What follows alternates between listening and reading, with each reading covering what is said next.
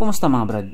Hanggang ngayon nga po, respetado pa rin ng mga tao yung mga motor na tinatawag na classic. Kahit nga po lumipas na yung mahabang panahon, hindi pa rin siya nawawala sa sirkulasyon. Tinatangkilik pa rin siya ng mga tao. Sa brand nga po ng Honda, isa sa pinakasikat na classic, syempre walang iba kundi yung Honda Super Cub. Ito lang naman yung motor ni Honda na may pinakamaraming nabenta, na umabot nga po ng 100 million units. At doon nga po sa bilang na yon, halos hindi na mabilang yon. Ganon kalupit yung Honda Super Cub. At yung 100 million units na yon, hindi lang yun basta hihinto doon. Tuloy-tuloy pa yun.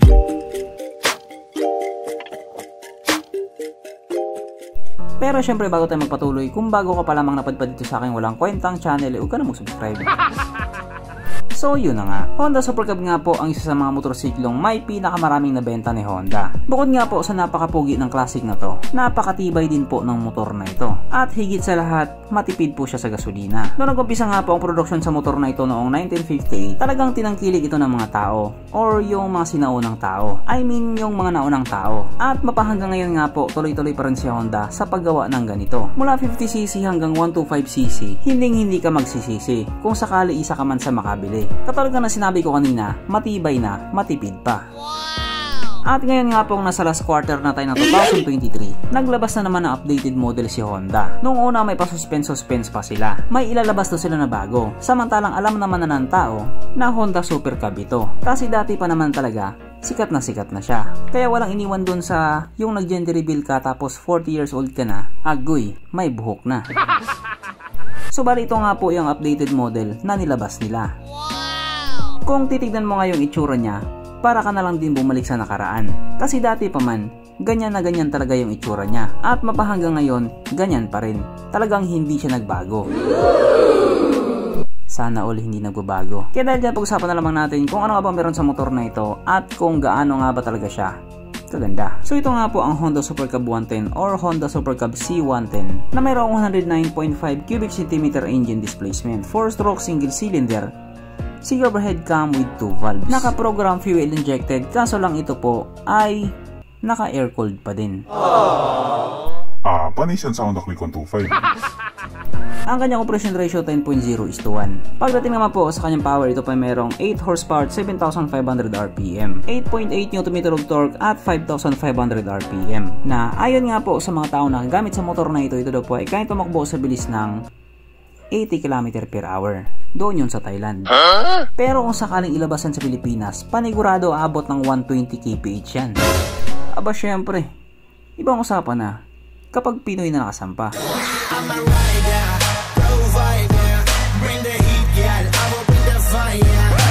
Ang kanyang tangke ay kaya magkarga ng 4.2 liters fuel tank capacity na kumukonsumo naman daw po ng 63 km/liter. Mula noon hanggang ngayon, matipid talaga sa gasolina. Ang sukat na niyang gulong 70/90/70 sa harap at 80/90/70 naman sa likuran. Tube type pa din po siya kasi naka-rim set. Pagdating naman po sa kanyang braking system, ito po ay naka-drum brake sa harap at drum brake pa din po sa likuran. Classic na classic. Ang kanyang seat height ay may taas sa 744mm at 132mm naman ang kanyang ground clearance. At ang motor nga po na ito ay may kabuuang bigat lamang na 98 kg. So hindi siya ganoon kabigat, hindi rin siya ganoon kagaan. Swakto lang. Mapunta naman po tayo sa iba pa niyang mga features. So ang ilaw nga po sa motor na ito naka-LED na. At bulb type naman yung kanyang mga signal lights. Kapag nakaharap nga po siya, classic na classic talaga. Ang kanyang gauge panel, ito po ay combination ng analog at may maliit na digital. Yung kanyang tapaludo sa likod, ganyan pa din yung tapaludo niya simula dati. Pati na rin yung kanyang grab bar. Classic na classic talaga. Pero ito mas classic to, sapagkat nandito na nga po tayo sa exciting na part, ang kanyang mga suspension. So sa harapang bahagi nga po, ito ay ginamitan ng ordinary telescopic. At sa likuran naman, ito po ay gumagamit ng classic pa din na dual shock absorber, na ayon nga po sa mga taong nakagamit sa motor na ito, maganda ang bounce.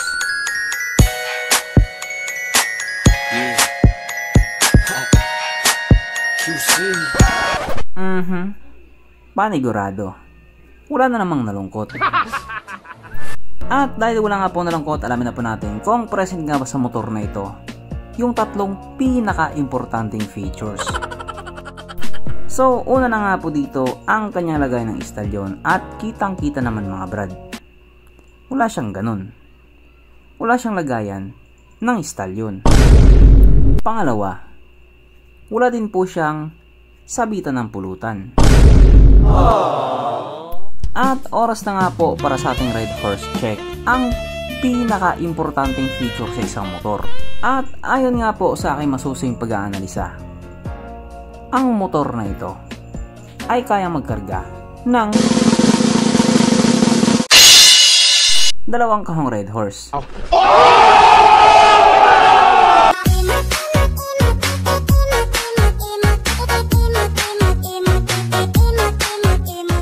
So therefore ang motor na ito kahit papano recommended.